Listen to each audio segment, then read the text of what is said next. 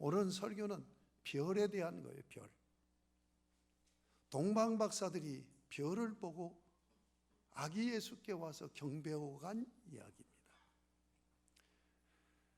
여러분, 구약시대와 신약시대의 사이 약 400년 기간을 중간기 시대라고 합니다. 이 400년의 중간기 시대는 역사적으로 암흑시대라고 얘기합니다. 그러니까 사회적으로 지금 우리 사회에 겪는 갈등 정도는 아무것도 아니에요. 그래서 많은 전쟁과 정복, 인권누린, 살상, 착취 이런 것들이 자행되던 시대. 왜 이 시대를 암흑기라고 하느냐? 하나님의 말씀이 멈춰버려요. 여러분, 말라기라는 구약 선지자가 끝으로 세례 요한이 오기까지 400년이에요. 선지자는 여호와의 입입니다. 선지자를 통해서 하나님이 말씀하세요. 여러분, 하나님의 말씀이 없는 것이 어두움이고 흑암이란 말이에요. 그런데 그 시대에 너무너무 사회가 힘들고 어려워지니까 유대 나라에서는 지금 로마의 압제로 우리가 일제 36년 얼마나 고통스럽게 살았습니까? 그것보다 훨씬 더 긴 기간 식민지로 그렇게 어렵게 살아요. 그래서 다윗 왕국 언약을 실현할 종말의 구원자 메시아를 대망하는 이 메시아 대망 사상이 충만했어요. 도대체 메시아하고 살았던 거예요. 그러면 유대 나라만 그랬느냐? 특히 저 중동, 지금 이란, 이라크 지역이죠. 메소포타미아 문명 지역, 페르시아 제국이 있었던 지역, 이 지역에서 무슨 사상이 일어났느냐? 영지주의 종교 사상이 일어났어요. 영지주의는 헬라 철학, 신플라톤 철학과 그 다음에 그 중동 지역의 샤머니즘과 그 다음에 그곳에서 살고 있는 유대인들에 의해서 소개되는 메시아 사상이 혼합을 이루었어요. 그 혼합 사상으로 나타난 것이 영지주의입니다. 영지주의는 이 어둠의 세상을 비친 지혜의 신이 와서 이 어둠으로부터 해방시킨다고 하는 이 사상 또 종교가 영지주의입니다.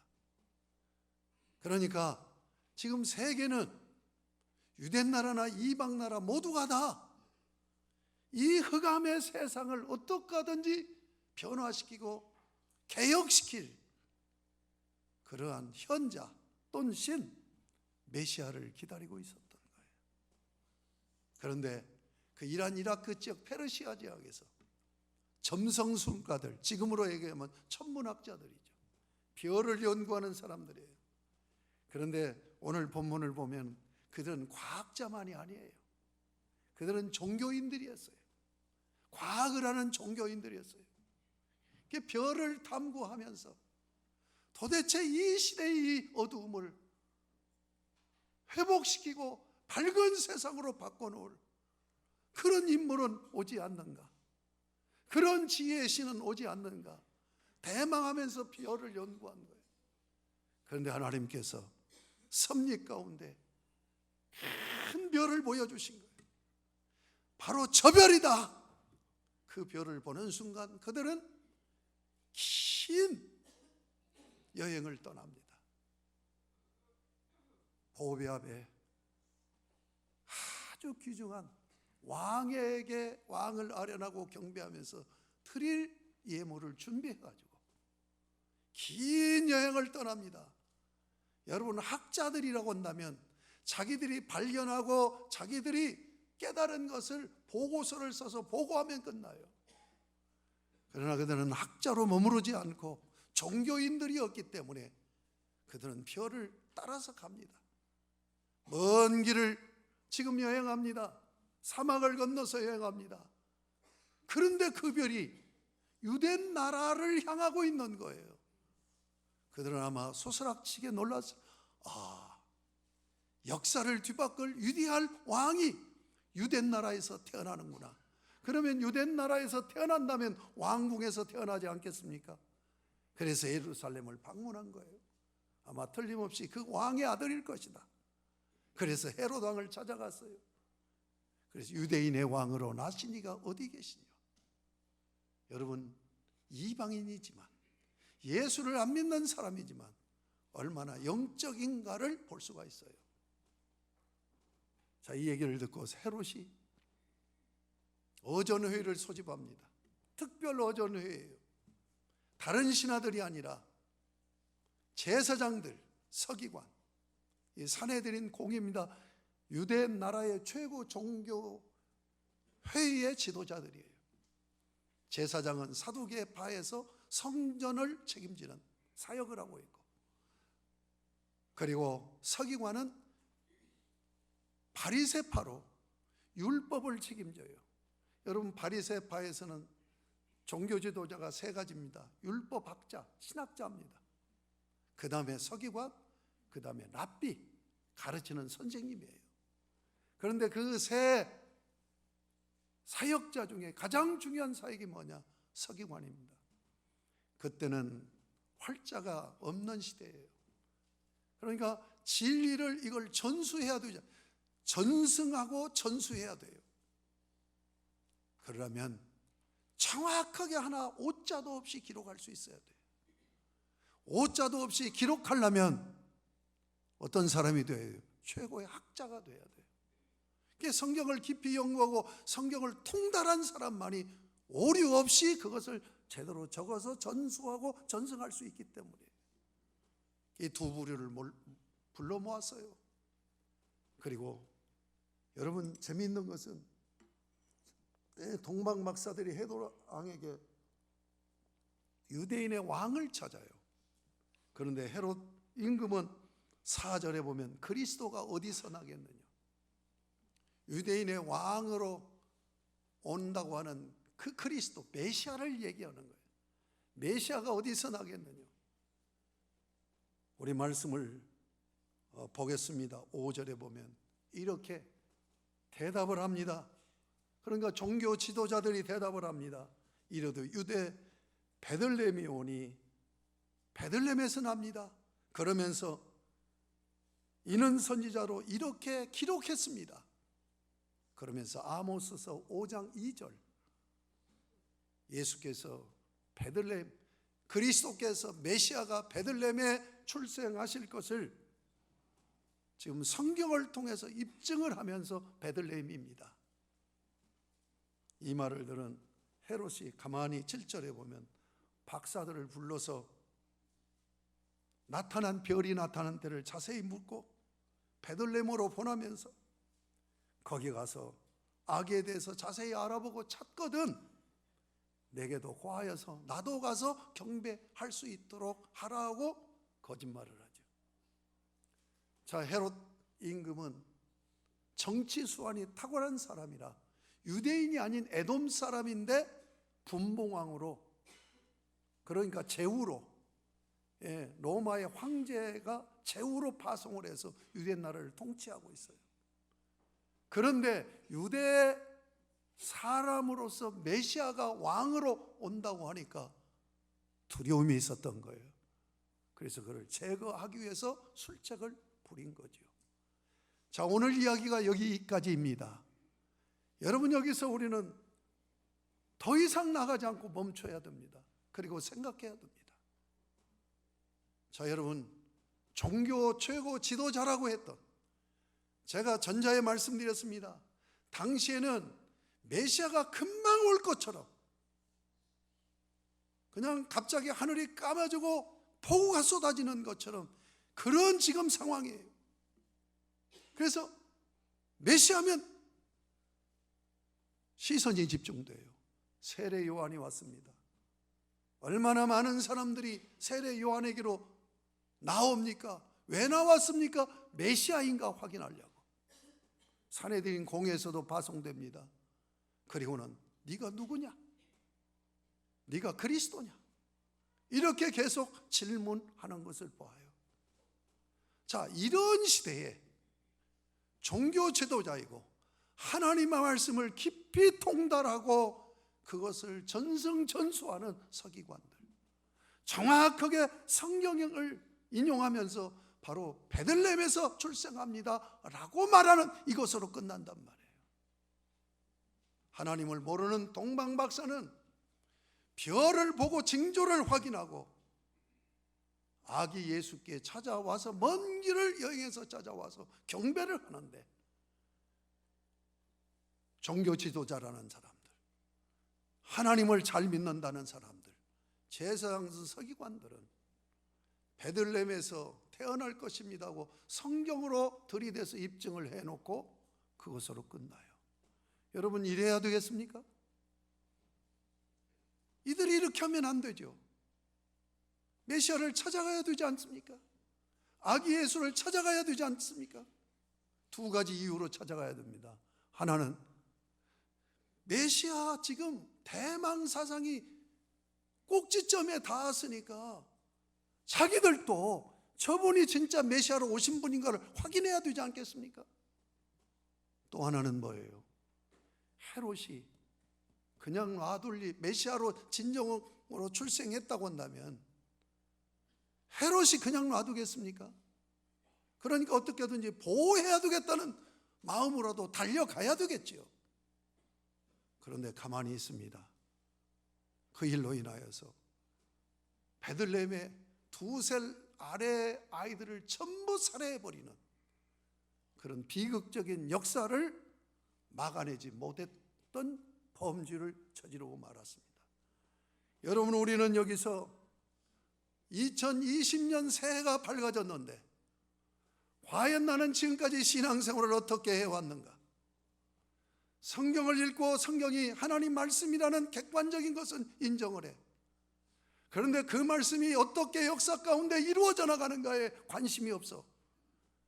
그리고 하나님 말씀이 오늘 내가 신앙생활한 나의 삶에 그 말씀이 어떻게 이루어져 나가는가에 대해서 관심이 없어. 저는 이 말씀을 보면서 내 모습을 돌아보기도 하면서 부끄러운 마음을 가졌어요. 참 우리 그리스도인의 최고 부끄러운 모습이에요. 여러분, 과연 어떻습니까?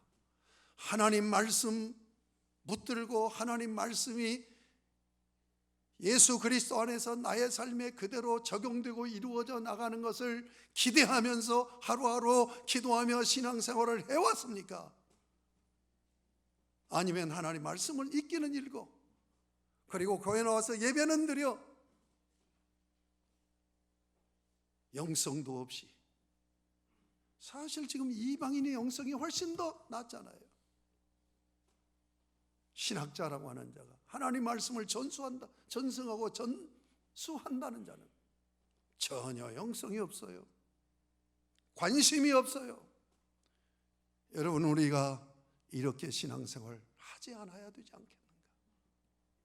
2020년은 하나님 말씀을 붙들고 하나님 말씀 붙들고 오늘 하나님께서 이 말씀 통해서 어떻게 역사하시고 이루실 거냐, 영적인 관심을 가지고 기도하면서 하루하루를 나아간다고 한다면 하나님께서 여러분에게 놀라운 은혜를 부어 주시라고 믿습니다. 제가 금년의 표를 성경 구절 2구절을 묶어서 정했습니다. 오직 주 예수만 깊이 생각하자. 히브리서 3장 1절에 말씀하고 있는 겁니다. 믿음의 도리요 사도이시요 대제사장이신 예수를 깊이 생각하라. 믿음의 도리가 진리의 말씀입니다. 믿음의 도리인 하나님의 말씀을 선포하는 사도이시고, 그리고 그 말씀대로 역사를 이루어 가시면서 우리를 구원하시는 대제사장 되신 예수를 깊이 생각하자. 여러분, 예수를 깊이 생각한다는 게 뭡니까? 하나님 말씀을 붙들고. 여러분, 동방박사들을 인도하는 이 별은 우리 신앙인의 입장으로 보면 하나님의 말씀이에요. 그들은 하나님의 말씀을 모르기 때문에 별이라고 하는 그런 징조를 보여주셔서 인도하신 거예요. 우리는 성경을 가지고 있어요. 성경을 가지고 있는 이 대제사장들, 서기관들은 말씀하고 메시아하고 전혀 관계가 없이 지금 수박 거달기식의 신앙생활을 하고 있어요. 금년에 여러분이 하나님 말씀을 붙드세요. 읽으세요. 배우세요. 묵상하세요. 그러면서 하나님께서 예수 그리스도 안에서 오래 나의 삶의 말씀대로 이루어 가심을 경험할 때 7번씩 찬송을 하게 되어질 것이고 큰 평안을 주셨습니다, 장애물을 거둬주셨습니다는 간증할 수 있는 복된 여러분이 되리라고 믿습니다. 여러분, 예수님께서는 요한복음 39절에서 말씀하십니다. 너희가 성령으로 영생을 얻는 줄로 생각하고 성경을 연구하거니와 이 성경이 곧 내게 대하여 증언하는 것이다. 여러분, 예수님이 전지하는 말씀이 있어요. 그것이 뭡니까? 연구입니다. 성경을 연구해야 됩니다. 성경을 우리가 연구해야 되는 이유가 뭐냐? 진리이기 때문에 그렇습니다. 우리 인생에서 가장 중요한 지식이기 때문에 그렇습니다. 그러므로 읽고 배우고 연구해야 돼요. 미안하지만 신앙생활 잘하는 것 같은 사람들도 보면 말씀이 없어요. 말씀이 없어요. 자기 방식대로 믿어요. 그렇기 때문에 감정 조절이 안 되고 자기 감정대로 기분 좋으면 주님 찾고 기분 나쁘면 신앙생활 제대로 안 하고 세속화에서 벗어날 길이 없어요. 사랑하는 여러분, 예수 깊이 생각하십시다. 아멘. 믿음의 도리의 사도라고 말씀하십니다. 하나님의 말씀을 붙들고 별을 따라 예수 그리스도를 만나게 되는 것처럼 하나님 말씀으로 예수를 만나시면 영생을 얻습니다. 그리고 여러분의 삶이, 영생이라는 것은 구원을 받고 영원히 하나님과 함께 산다는 얘기예요. 지금 우리가 예수 안에서 사는 것이 영생이에요. 저는 우리 가족 얘기를 하려고 합니다. 저희 아버님과 저희 장인어른에 대해서 얘기하려고 해요. 저희 아버님은 불우하게도 저희 할아버지, 친할아버지 2살 때, 저희 아버지 2살 때 돌아가셨어요. 그래서 홀어머니 밑에서 전혀 교육도 못 받고 공부하는 아이들 뒤에서 뒤넘어서 그를 깨우친 분이에요. 그게 전부입니다. 그렇게 불행하게 사신 분이에요. 그런데 저를 예수 믿는다고 집에서 쫓아내고 내 아들은, 큰 아들은 교회에다 뺏겼다고, 잃었다고 한탄하시면서 사셨던 분이에요. 저하고 몇 년 동안 같이 밥을 안 먹었어요.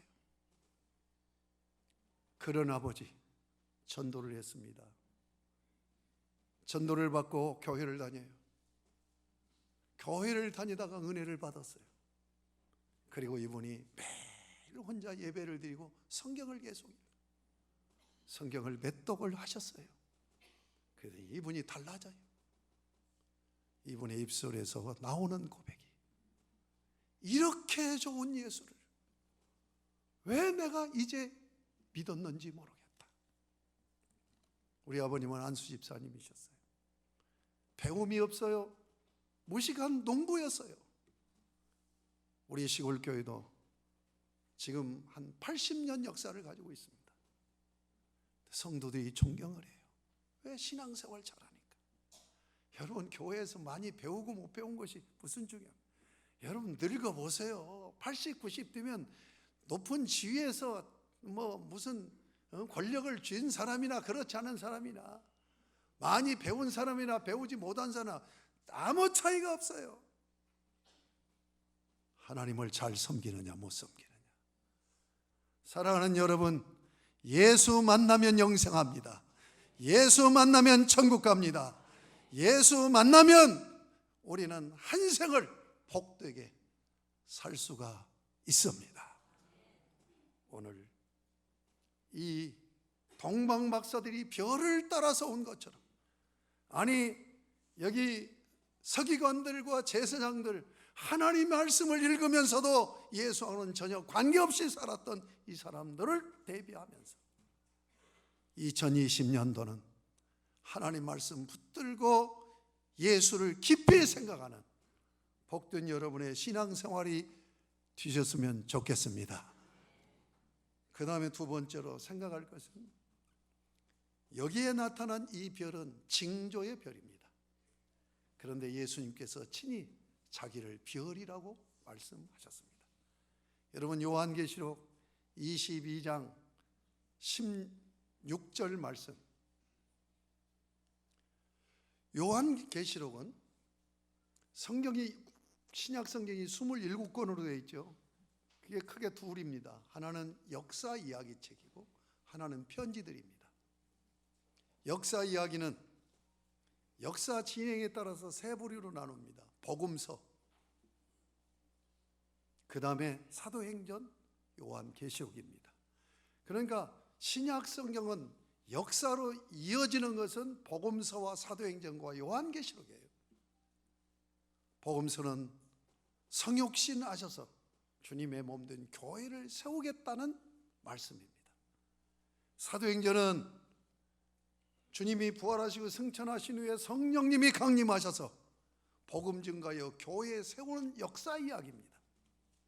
요한계시록은 사도행전에 이어져서 성령에 의해서 세워진 이 교회가 주님이 재림하실 때까지 영적 사탄의 세력과 전투하는 전투 역사 이야기입니다.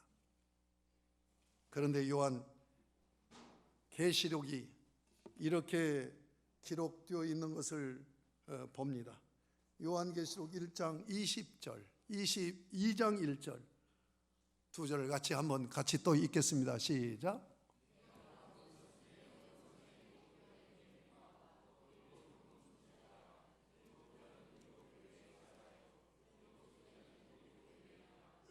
에베소 교회 저자의 편지한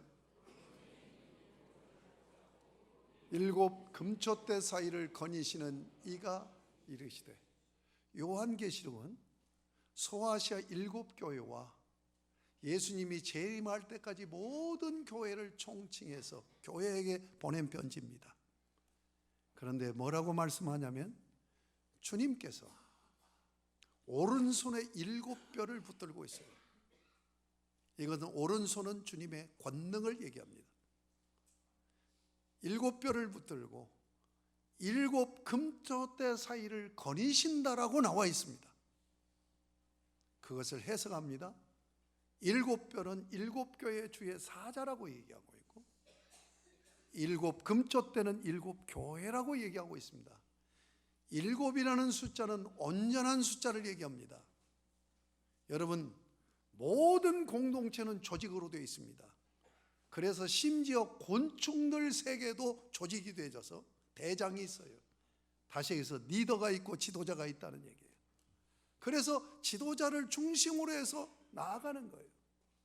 여러분, 교회 공동체도 공동체이기 때문에 교회의 지도자, 담임 목사를 중심으로 해서 하나님은 교회를 이끌고 나가시는 거예요. 그래서 일곱 뼈를 붙들고 있다라고 말씀하는 거예요. 그래서 여러분이 신앙생활할 때 담임 목회자와 관계가 좋아야 된다는 이유가 여기에 있는 거예요. 여러분, 담임 목사 관계가 좋지 않은 분이 신앙생활 잘하는 분 봤습니까? 우리 교회에 한두 명 있는 것 같아요. 그런 분이.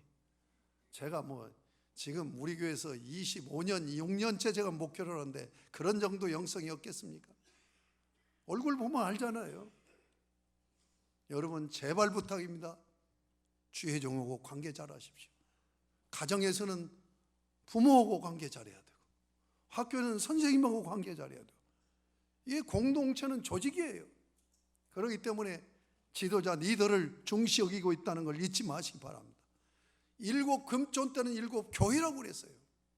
그런데 자, 주님께서 지금 7별을 붙들고 7금촛대 사이를 거니신다는 얘기는 주님께서 담임 목사를 붙들고 그 교회 공동체를 통하여서 하나님 나라를 이루어 가신다는 얘기예요. 아시겠습니까? 그런데 그 주님이 어떤 분이에요?